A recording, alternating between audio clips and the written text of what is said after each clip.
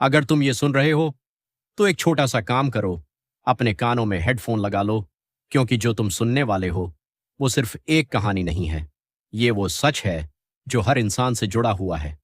और अगर तुम ऐसी ही रहस्यमयी और सच्ची कहानियां सुनना चाहते हो तो अभी इस चैनल फियर फाइल्स आशीष को सब्सक्राइब कर लो, क्योंकि यहाँ हर कहानी तुम्हें अंदर तक हिला देगी।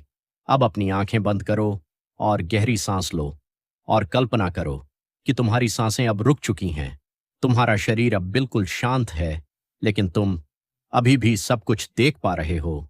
तुम अपने ही शरीर को सामने पड़ा हुआ देख रहे हो।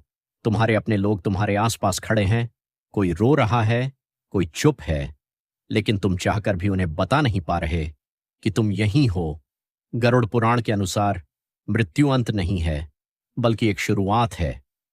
जैसे ही इंसान की मृत्यु होती है, उसकी आत्मा शरीर से अलग हो जाती है, लेकिन वो तुरंत कहीं नहीं जाती। वो अगले 13 दिनों तक अपने ही घर, अपने ही लोगों के बीच रहती है।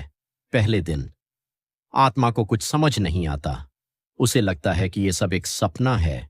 वो बार बार अपने शरीर में वापस जाने की कोशिश करती है, लेकिन हर बार असफल हो जाती है। वो पुकारती है, रोती है, चिल्लाती है, लेकिन कोई उसे सुन नहीं पाता।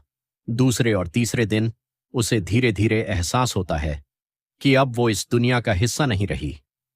वो देखती है कि उसके अपने लोग उसके शरीर को अंतिम संस्कार के लिए ले जा रहे हैं। वो उनके पीछे पीछे जाती है, लेकिन सिर्फ देख सकती है, कुछ बदल नहीं सकती।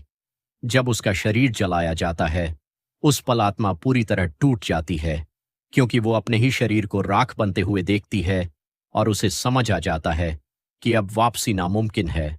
चौथे से लेकर 10वें दिन तक आत्मा एक बहुत ही कठिन अवस्था से गुजरती है। इन दिनों में उसे एक नया सूक्ष्म शरीर मिलता है, लेकिन यह प्रक्रिया दर्दनाक होती है।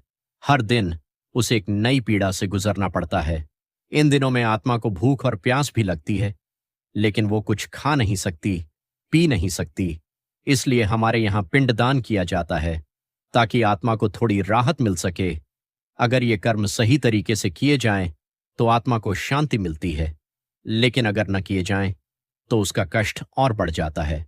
10वें दिन तक आत्मा अपने नए रूप को स्वीकार कर लेती है, लेकिन असली डर तब शुरू होता है जब 11वां और 12वां दिन आता है, क्योंकि इन्हीं दिनों में यमदूत आते हैं। यमदूत, जिनका रूप इतना भयानक होता है कि उन्हें देखकर आत्मा कांप उठती है। अगर इंसान ने अच्छे कर्म किए हैं तो वो आत्मा को शांति से ले जाते हैं, लेकिन अगर कर्म बुरे हैं तो वो उसे पकड़कर घसीटते हुए ले जाते हैं, और वो दर्द इतना भयानक होता है कि आत्मा चीख उठती है। फिर आता है 13वां दिन। 13वां दिन, जिसे हम 13वीं कहते हैं, ये वो दिन है जब आत्मा इस दुनिया से पूरी तरह विदा लेती है। इस दिन जो पूजा, हवन और दान किया जाता है, उसका सीधा असर आत्मा की यात्रा पर पड़ता है। कहा जाता है कि 13वें दिन आत्मा आखिरी बार अपने घर को देखती है और फिर धीरे धीरे इस दुनिया से दूर चली जाती है। अगर 13वीं सही तरीके से की जाए तो आत्मा को शांति मिलती है, लेकिन अगर न की जाए तो आत्मा भटक सकती है। इसलिए जब भी तुम किसी की 13वीं में जाओ तो दिल से उस आत्मा के लिए प्रार्थना करना। और अगर तुम ऐसी ही कहानियां सुनना चाहते हो तो फियर फाइल्स आशीष को सब्सक्राइब कर लो। और अब आखिरी बार सोचो, अगर आज तुम्हें यह सफर तय करना पड़े तो क्या तुम तैयार हो? क्योंकि मौत कभी बताकर नहीं आती, और जब आती है तो सिर्फ शरीर खत्म होता है, कहानी नहीं।